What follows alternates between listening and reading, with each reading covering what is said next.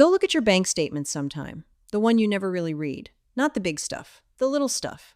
The $8 here, the $12 there, the thing you buy every month and never think about, that's where the money goes. Not in one big leak. In 100 little ones you got talked into a long time ago and never questioned since. I've kept a house on almost nothing for going on 30 years now. And what I figured out is that most of what they sell you for the home is a solution to a problem you don't have, or a problem they made up. So today I've got 12 tricks for you. Some of these are so simple, so cheap, that the first time I did them, I felt like I was getting away with something. Like somebody was going to knock on the door and tell me to stop. And number 1 is the one that saves me the most every single year, so stay with me for that. Let's go. Number 12, stop buying dryer sheets. Just stop. You know what a dryer sheet is? It's a little piece of fabric soaked in a waxy coating and perfume. That wax is what makes your clothes feel soft. And it's the same wax that builds up on the lint screen and coats the inside of your machine so it runs worse over the years. Take a couple of wool dryer balls, or honestly, just ball up a square of aluminum foil tight and toss it in. The foil knocks the static right off. Costs you nothing, lasts for months, and there's no perfume soaking into your towels. A box of dryer sheets is a couple dollars a month for the privilege of gunking up your own machine. Skip it. Number 11, your dishwasher. Everybody thinks you need that little tub of blue gel and the rinse aid and the fancy pods with 3 colors in them. You don't.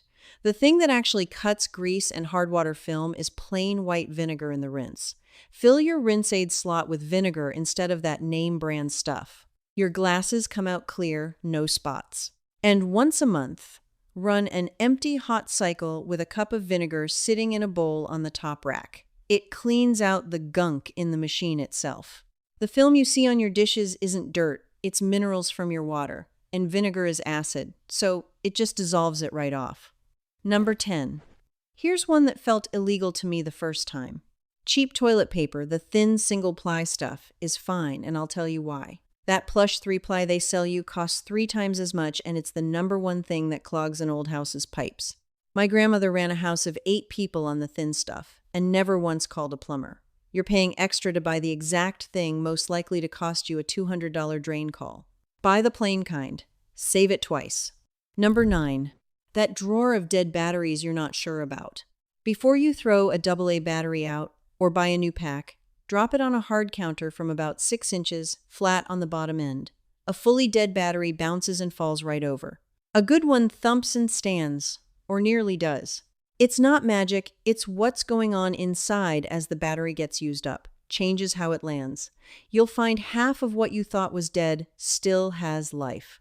And a 4-pack of batteries these days is, what, $7, $8? Test before you toss.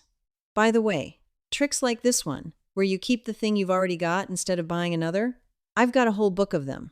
Every method I use to run this house for less, all written down in one place. It's on my website. The link's right there below the video. Go grab it if you want it. I won't mention it again. Number 8, fabric softener for your clothes. Same story as the dryer sheets, and worse, because the liquid softener coats the fibers of your towels with that same wax until they stop absorbing water. You ever have a towel that just pushes the water around instead of drying you off? That's fabric softener. That's what it did. Use white vinegar in the rinse instead. Half a cup in the softener slot. It softens the clothes by rinsing the leftover soap out. It takes the static down. And no, your clothes do not smell like vinegar. That smell is gone the second they're dry. They just come out clean and soft and actually able to do their job. Number 7, your freezer. Most people run a freezer half empty and pay to do it. An empty freezer has to cool all that air every time you open the door, and the warm air rushes in. A full freezer holds its cold, so fill up the empty space with jugs of water.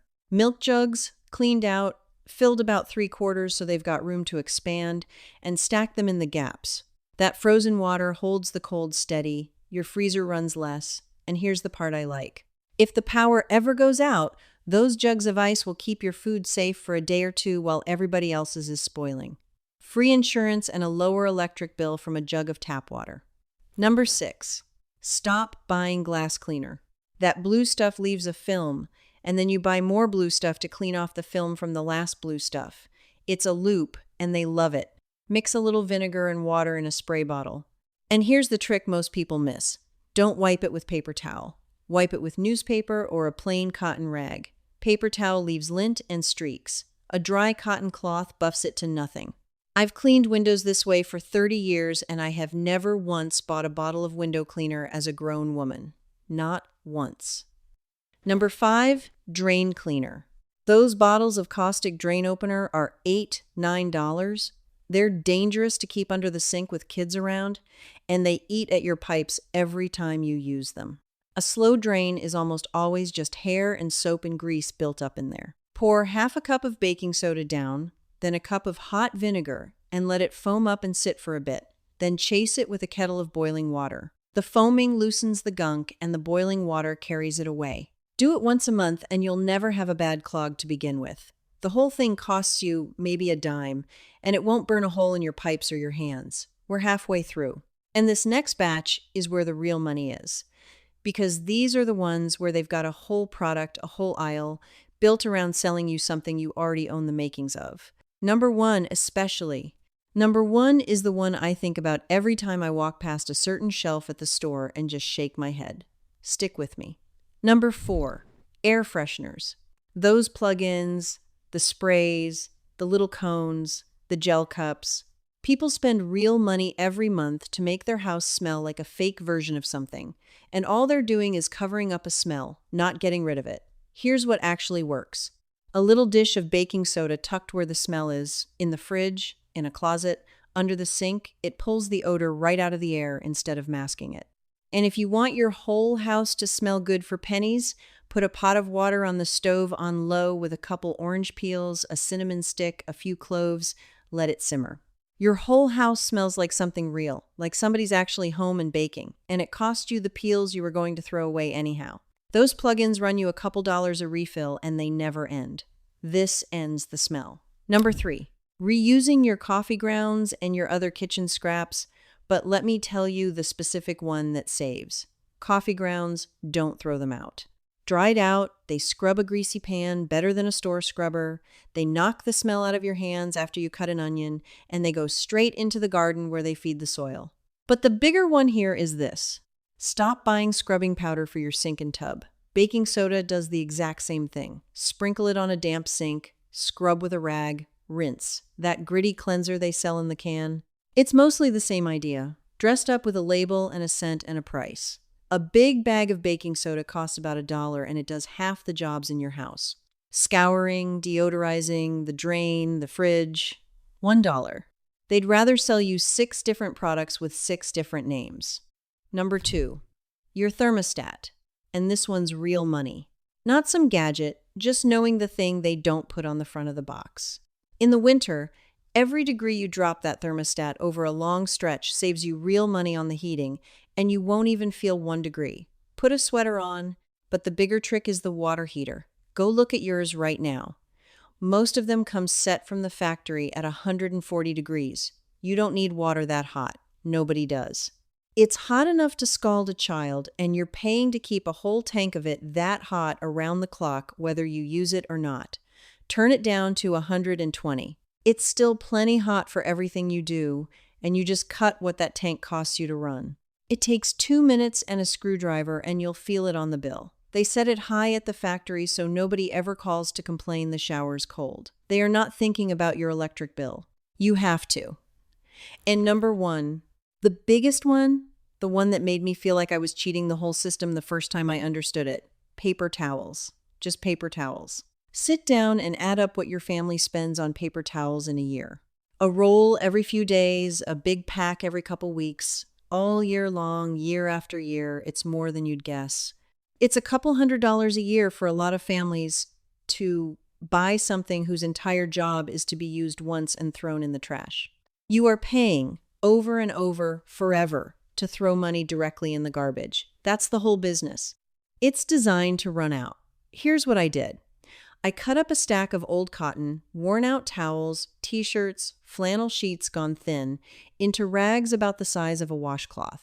Keep them in a basket on the counter where the paper towels used to sit, and a little bucket under the sink for the dirty ones. You wipe up the spill, you clean the counter, you dry your hands, and the rag goes in the bucket. Once a week, they go through the wash with your towels. That's it. A cotton rag cleans better than paper anyhow. It doesn't fall apart the second it gets wet, and it lasts for years. I keep one roll of paper towels around for the truly nasty jobs, the raw chicken and the like, and one roll lasts me months instead of days. That one change, that one basket of rags, saves more than any other thing on this whole list every single year for the rest of your life. And it took me an afternoon with a pair of scissors. Now let me tell you the thing that ties all 12 of these together, because once you see it, you can't unsee it. Look back at that list. Dryer sheets, fabric softener, glass cleaner, scrubbing powder, air fresheners, paper towels. Every single one of them is a thing they designed to run out. That's the trick. Not that the product's bad. It's that you have to buy it again next month and the month after, forever. A thing you buy once or make yourself or already own, that's a terrible business for them.